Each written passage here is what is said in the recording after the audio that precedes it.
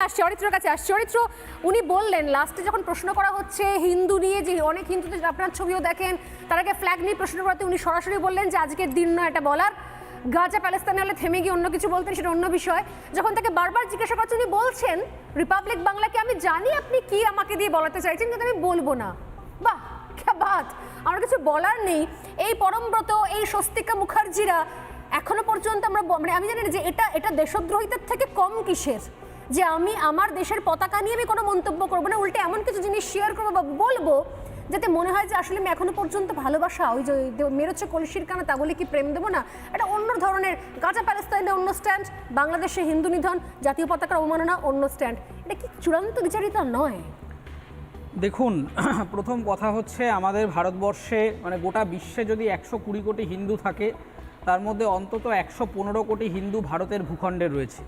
এবং আমি আপনাকে বলবো যে এই ধরনের আলতু ফালতু লোকেদেরকে পাত্তা না দিতে। কেন এই কথাটা বলছি, তার কারণ হচ্ছে এদেরকে পাত্তা দিলে যেটা হচ্ছে, যে মানুষরা রাস্তায় নেমে আন্দোলন করছেন, আমরা ভারতে যা করছি আমাদের থেকে 100 গুণ বেশি লড়াই দিচ্ছেন বাংলাদেশের ভূমিতে দাঁড়িয়ে বাংলাদেশের হিন্দুরা। ঠিক, তাদেরকে এই ধরনের অবান্তর কিছু লোকেদের স্টেটমেন্ট, গান, কবিতা এইসব দিলে তারা আলটিমেটলি তাদের এই লড়াইকে, তাদের রক্তক্ষয়ী সংগ্রামকেই অশ্রদ্ধা করা হয়।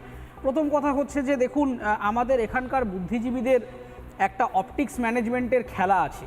এরা যে কোনো জিনিস নিয়ে কথা বলে, আপনি বলছেন না গাজা প্যালেস্তাইন নিয়ে বলে, মণিপুর নিয়ে বলে, কোনো কিছু নিয়েই এরা সঠিকভাবে জানে না। আপনি যদি মণিপুর নিয়ে 4টে বুদ্ধিজীবীকে ডেকে জিজ্ঞাসা করেন যে অ্যাংলো কুকি ওয়ার সম্পর্কে 4টে কথা বলুন, এরা বলতে পারবে না। আপনি যদি গাজা প্যালেস্তাইনে অ্যাকচুয়ালি ব্রিটেনের ভূমিকা সম্পর্কে 4টে প্রশ্ন জিজ্ঞাসা করেন, এরা বলতে পারবে না। এরা জানে না যে একসময় বন্দে মাতারাম যে ভারতবর্ষের ন্যাশনাল অ্যান্থেম হওয়ার কথা ছিল, কংগ্রেস একটা নির্দিষ্ট সম্প্রদায়ের উস্কানিতে সেই বন্দে মাতারামকে ন্যাশনাল অ্যান্থেম করেনি। এরা জানে না যে শিব বাভানি, যে বিখ্যাত কবিতা ছত্রপতি শিবাজিকে উদ্দেশ্য করে লেখা হয়েছিল, মহাত্মা গান্ধী সেই শিব বাভানি কবিতাটি উচ্চারণ করাই কংগ্রেসের মেমোরান্ডামের মধ্যে লিখে দিয়েছিলেন যে এই কবিতা পাঠ করা যাবে না, শিবাজিকে পূজা করা যাবে না। এই ইতিহাসগুলো তারা পড়েনি। তার কারণটা হচ্ছে দেখুন, আমাদের এখানে দীর্ঘদিন ধরে পশ্চিমবঙ্গে যে বুদ্ধিজীবী সম্প্রদায়টা তৈরি হয়েছে, এদের একটা নির্দিষ্ট কম্পালশন থাকে, যে সরকারে থাকে তাদের হয়ে কথা বলার এদের একটা বাধ্যকতা থাকে। তার কারণ হচ্ছে তারা তাদের নিজেদের প্রফেশন সম্পর্কে ইনসিকিওর।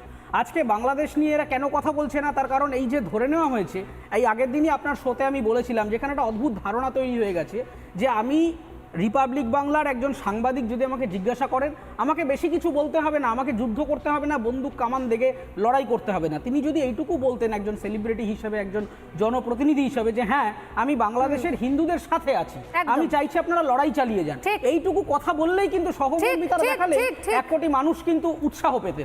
কিন্তু ঘটনা হচ্ছে সেটা বলবেন না। তার কারণ হচ্ছে তার কাছে এরকম একটা ধারণা তৈরি করে দেওয়া হয়েছে যে হিন্দুদের হয়ে কথা বলা মানেই হচ্ছে বিজেপির হয়ে দালালি করা, হিন্দুদের হয়ে কথা বলা মানেই হচ্ছে কোন একটা নির্দিষ্ট দলের হয়ে একটা নির্দিষ্ট চ্যানেলের সাংবাদিকতা করা মানেই হচ্ছে বিজেপির হয়ে দালালি করা। এখন ঘটনা হচ্ছে দেখুন, আমি হিন্দু, তার আমি তো বিজেপি নাও হতে পারি, হিন্দু মানে বিজেপি কি করে হচ্ছে?